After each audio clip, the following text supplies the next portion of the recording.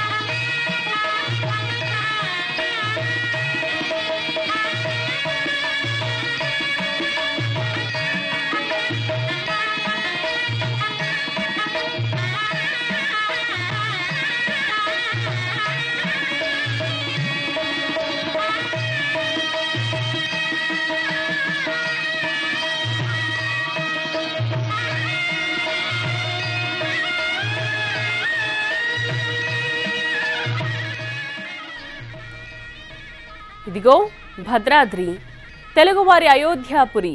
రామయ్య అందాలు, సీతమ్మ సూత్రాలతో కనువిందుగా మారింది ఈ భద్రగిరి. అభిజిత్ లగ్నం సుముహూర్తంలో ఇదిగో ఇక్కడే ఈ మిథిలా స్టేడియంలో సీతారాముల కళ్యాణం కమనీయంగా రమణీయంగా జరగబోతోంది.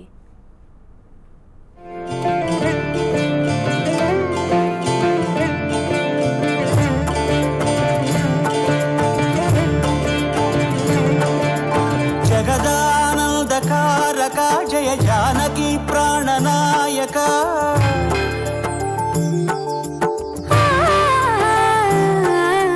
జగదానందకారక జయ జానకి ప్రాణనాయక శుభ స్వాగతం ప్రియ పరిపాలక జగదానందకారక జయ జానకి ప్రాణనాయక శుభ స్వాగతం ప్రియ పరిపాలక. భద్రాచలంలోని మిథిలా స్టేడియంలో సీతారాముల కళ్యాణం కమనీయంగా రమణీయంగా జరగబోతోంది. మధ్యాహ్నం 12:30 వరకు నిర్వహించే సీతారాముల మహాకళ్యాణ క్రతువులో గవర్నర్ నరసింహన్, సీఎం కేసీఆర్ సకుటుంబ సమేతంగా పాల్గొంటారు. ఆనవాయితీ ప్రకారం సీతమ్మ తల్లికి, భద్రాద్రి రాములోరికి సీఎం పట్టు వస్త్రాలు సమర్పిస్తారు. సరిగ్గా 12 గంటలకు అభిజిత్ లగ్నంలో సీతారాముల కళ్యాణం వైభవంగా జరుగుతుంది.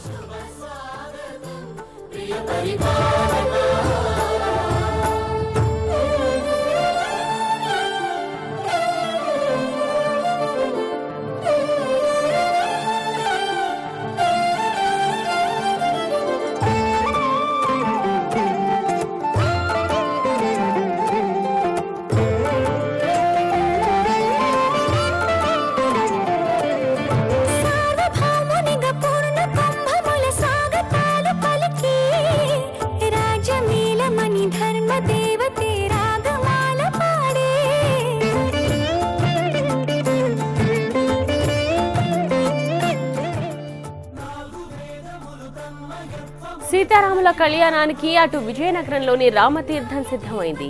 ఏపీ ప్రభుత్వం అధికారిక లాంఛనాలతో అభిజిత్ లగ్నంలో సీతారాముల కళ్యాణం జరిపించనుంది. కేంద్ర మంత్రి అశోక్ గజపతిరాజుతో పాటు దేవాదాయ శాఖ మంత్రి మాణిక్యాలరావు స్వాములోరి కళ్యాణానికి హాజరు కానున్నారు.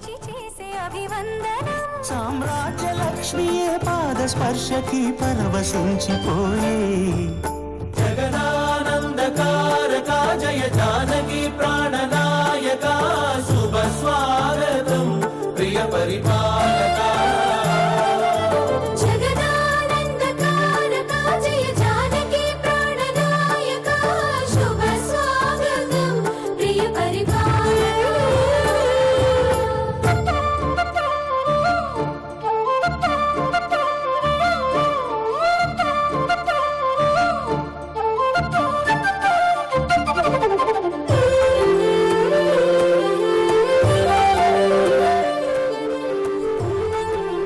రామతీర్థాన్ని రెండవ భద్రాద్రిగా పిలుస్తారు.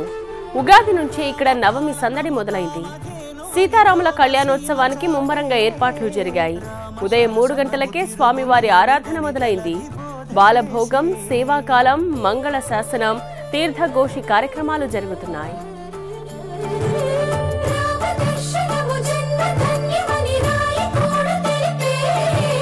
రామరాజ్యమే పౌరులందరిని నీతి బాట నిలిపే రామ మంత్రమే తారకం బహుశక్తి ముక్తి సంధాయకం రామనామమే అమృతం శ్రీరామ కీర్తనం సుకృతం ఈ రామచంద్రుని లోక రక్షయని అంతరాత్మ పలికే జగదానందకారక జయ జానకి ప్రాణనాయక శుభ స్వాగతం ప్రియ పరిపాలక జగదానందకారక జయ జానకి ప్రాణనాయక శుభ స్వాగతం ప్రియ పరిపాలక మంగళకరమౌ నీరాక ధర్మానికి వేదిక అవుగాక మా జీవనమేక పావనమౌగాక నీ పాలన శ్రీకరమౌగాక సుఖ శాంతులు సంపదలిడుగాక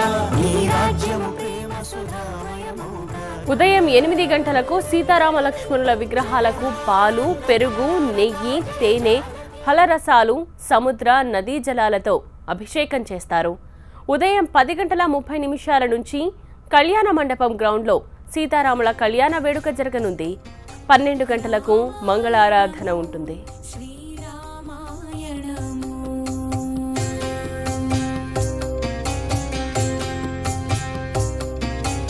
రామాయణము శ్రీరామాయణము అడుగడుగున త్యాగము అణువణువున ధర్మము అనురాగము అనుబంధము అనుపమానము సహనశీల ధీర వీర వరగభీరము రామాయణము శ్రీరామాయణము రామాయణము శ్రీరామాయణము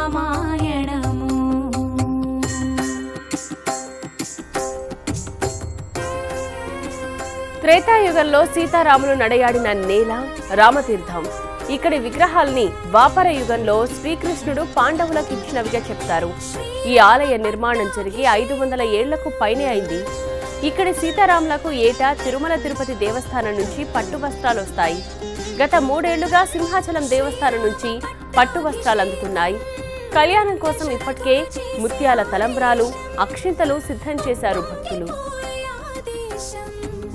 కలవరం తెచ్చింది కైకకిచ్చిన వరం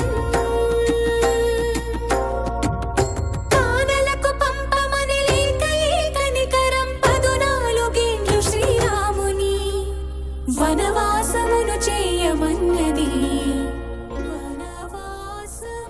ఆంధ్ర భద్రాద్రిగా రూపుదిద్దుకుంటోన్న కడప జిల్లా ఒంటిమిట్ట నవమి వేడుకలకు ముస్తాబైంది.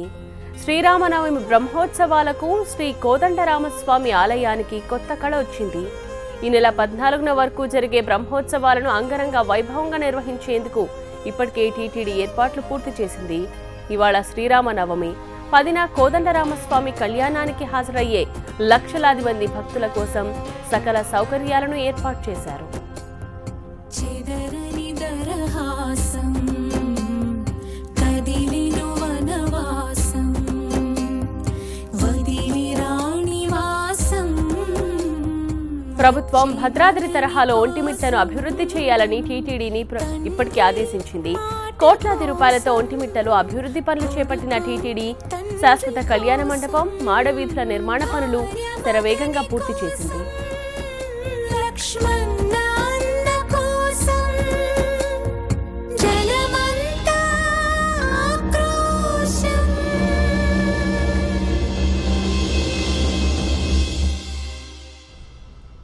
నిన్న వ్యాసాభిషేకంతోనే ఉత్సవాలు మొదలయ్యాయి. ఇక్కడ ఇవాళ ధ్వజారోహణ, శ్రీరామ జయంతి, శేషవాహనంపై స్వామివారి ఊరేగింపు, 6న వేణుగానాలంకరణ, హంసవాహన సేవ, 7న సింహవాహనం, 8న హనుమత్ సేవ, 9న గరుడ సేవ జరుగుతుంది. చివరిగా 10వ తేదీ కళ్యాణోత్సవానికి గవర్నర్ నరసింహన్తో పాటు ముఖ్యమంత్రి చంద్రబాబు కూడా హాజరవుతారు. మండుతున్న ఎండలను దృష్టిలో పెట్టుకుని తాగునీటి సమస్య రాకుండా ఏర్పాట్లు చేశారు. మజ్జిగ, ORSS ప్యాకెట్ల పంపిణీ చేపడుతున్నారు. భక్తులందరూ కళ్యాణోత్సవాన్ని చూసేందుకు వీలుగా LED స్క్రీన్లు ఏర్పాటు చేశారు.